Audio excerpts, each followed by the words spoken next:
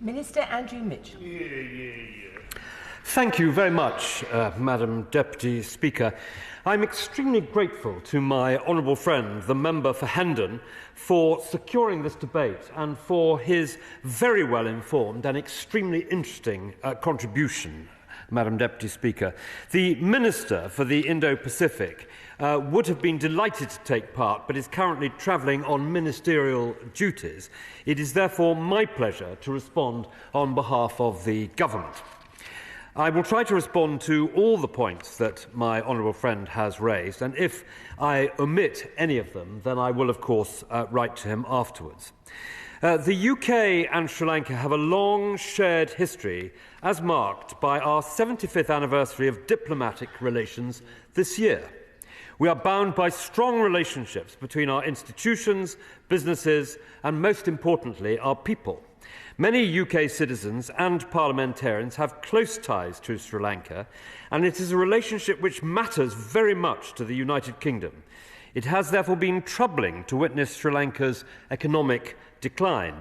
The fallout from the 2019 Easter Sunday attacks, to which my honourable friend referred, the COVID pandemic, and the effects of Russia's invasion of Ukraine have all posed severe challenges to Sri Lanka's economy. These events have been compounded by structural weaknesses, including long-term financial mismanagement. Sri Lanka defaulted on its debt obligations last May and entered a severe economic crisis.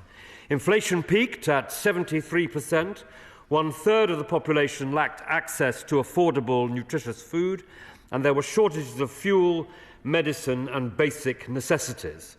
As the Central Bank of Sri Lanka recently assessed, the country faced a multifaceted disaster.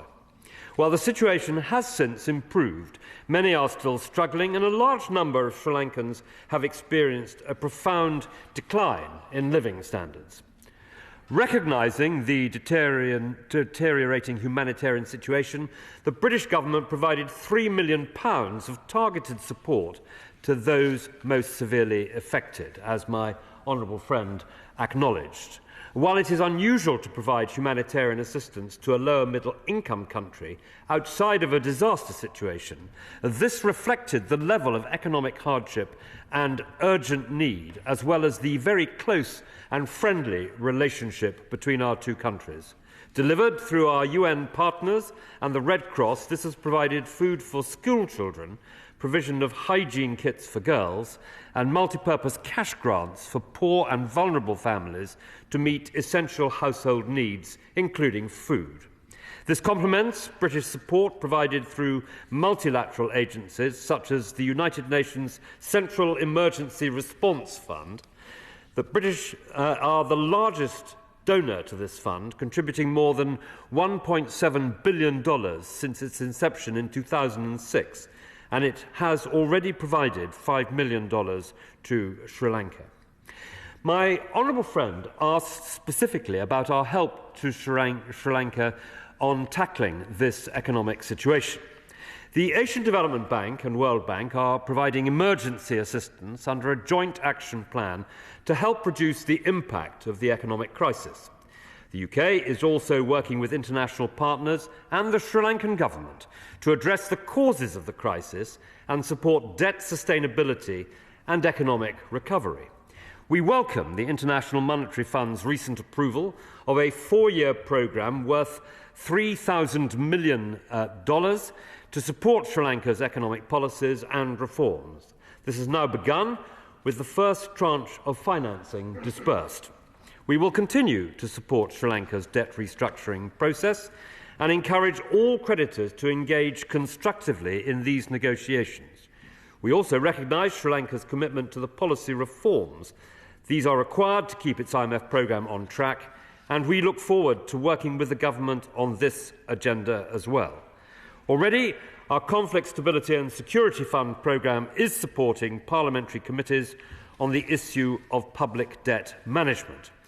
We look forward to working with the government of Sri Lanka on their proposed reform agenda, including their ambition to build back greener, something else my honourable friend referred to during the course of his excellent speech. On the 18th of April, the UK and Sri Lanka held an inaugural strategic dialogue where we discussed how we could further support the country's economic recovery. We will continue to explore ways we can support the government to advance its reform agenda. Furthermore, the new Developing Country Trading Scheme will see Sri Lanka benefit from duty-free exports to the UK on more than 80% of products. In addition, the scheme will remove tariffs on over 150 additional products. Now, my honourable friend asked me, Madam Deputy Speaker, specifically about China, and I would like to respond in some detail to him on this point. China is an important source of aid, trade and investment for many developing countries. Chinese investment, including under a Belt and Road Initiative badge, can help fill the global infrastructure gap alongside other infrastructure initiatives. But we recognise the potential risks this poses around issues like debt sustainability and China's economic and political influence. The nature of Sri Lanka's debt owed to China is complex and varied. China's past reticence to providing debt treatments is a cause for concern. China holds 13% of Sri Lanka's external debt stock, a similar level to the Paris Club, which holds 12%, and Japan holds 7%, and less than private market borrowings, which is 42%. We welcome the specific and credible financing assurances from Sri Lanka's major bilateral creditors, including China, to help the country secure an IMF support package, and that was approved, as I mentioned earlier, by the IMF's Executive Board on the 20th of March. So we recognise the importance of all creditors, including China, engaging constructively in debt restructuring negotiations and policy reform, certainly in Sri Lanka, but, Madam Deputy Speaker, in many other countries as well. I turn now to the important issue of human rights. Some honourable members from across the House have from time to time proposed conditions being placed on IMF assistance to Sri Lanka, but the fund is unable to impose these in relation to politics or human rights. And we will closely follow Sri Lanka's reform agenda to ensure social safety net protections adequately support all communities. We will also support the fund's requirements for Sri Lanka to implement a comprehensive anti-corruption framework. The UK, Madam Deputy Speaker, alongside our partners, has led international efforts to promote human rights for all communities in Sri Lanka, including through Resolution 511 at the UN Human Rights Council. We urge the Sri Lankan government to engage with key stakeholders, including victim communities, to ensure the success of these initiatives. As penholder on that resolution, we continue to call for progress on human rights, the rule of law and good governance.